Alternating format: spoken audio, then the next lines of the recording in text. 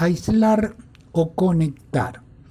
En un video anterior hemos visto los casos en los cuales es importante aislar un tramo de tubería de otro.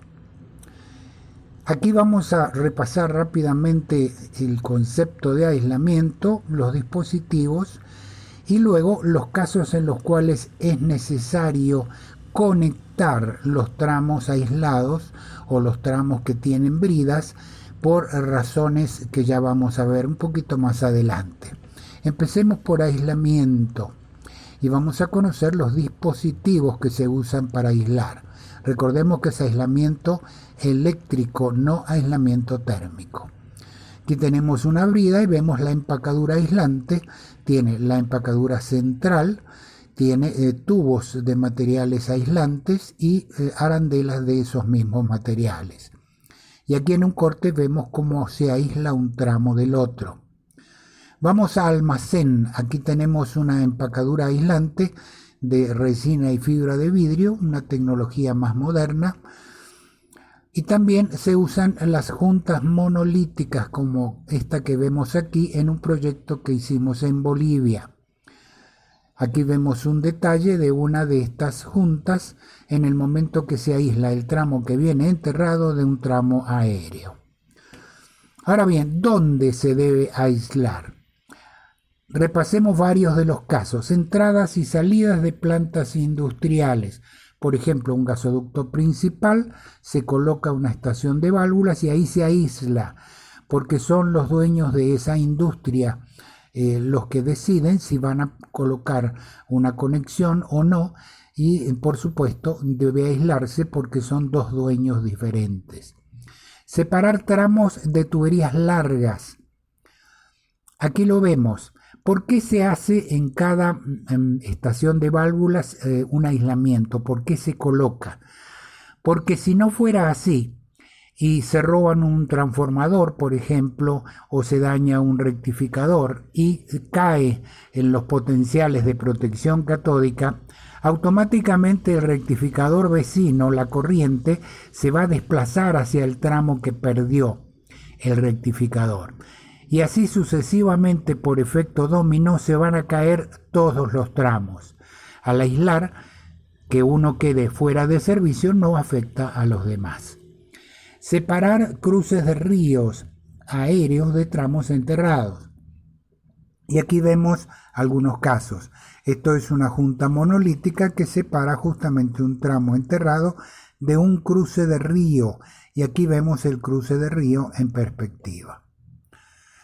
También para simplemente separar tramos aéreos de tramos enterrados, y para ello vamos a el gasoducto Bolivia-Brasil, y aquí lo vemos en el momento que viene aéreo y se entierra. Y aquí tiene una junta monolítica precisamente para aislar un tramo del otro. Ahora hablemos de interconectar. ¿Dónde es necesario puentear una brida?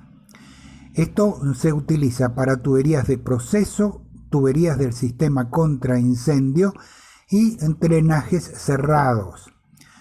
Veamos un ejemplo. Aquí tenemos una red de tubería de cualquiera de estos servicios: proceso, drenaje cerrado o agua contra incendio. Y estas redes de tubería siempre tienen bridas que se usan para permitir, en caso de que se dañe un tramo, bueno, se separa, se repara o se cambia y se vuelve a instalar. También para limpieza, para otros servicios que a veces es necesario abrir un tramo de tubería. Muy bien, se aplica protección catódica en una red como esta y de pronto dos de esos tramos quedan sin protección. ¿Por qué? Porque la empacadura de la brida produjo un aislamiento, a pesar de que no están destinadas a eso. Por esa razón, se recomienda que dentro de las plantas industriales, refinerías, plantas petroquímicas, etc., todas las bridas, si es que hay protección catódica, todas las bridas se deben puentear o interconectar. ¿Cómo se hace esto? Vamos a ver varias formas de hacerlo. Aquí tenemos una brida.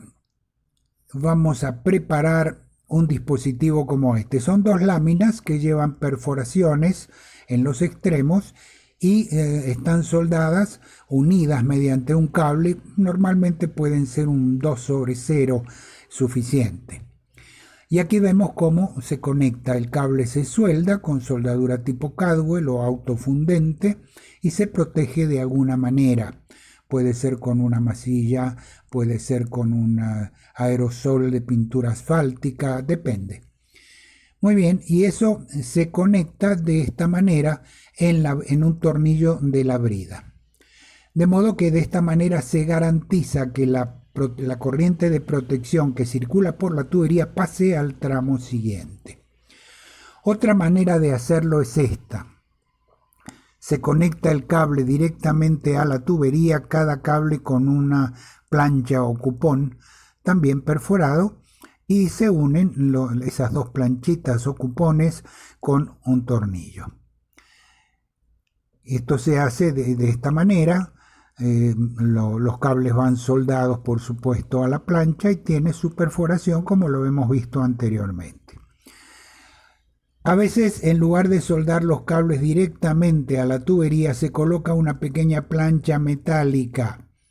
Puede ser un ángulo que está soldado a la tubería y allí se conecta el cable. Puede ser soldado directamente o simplemente atornillado perforando esa lámina.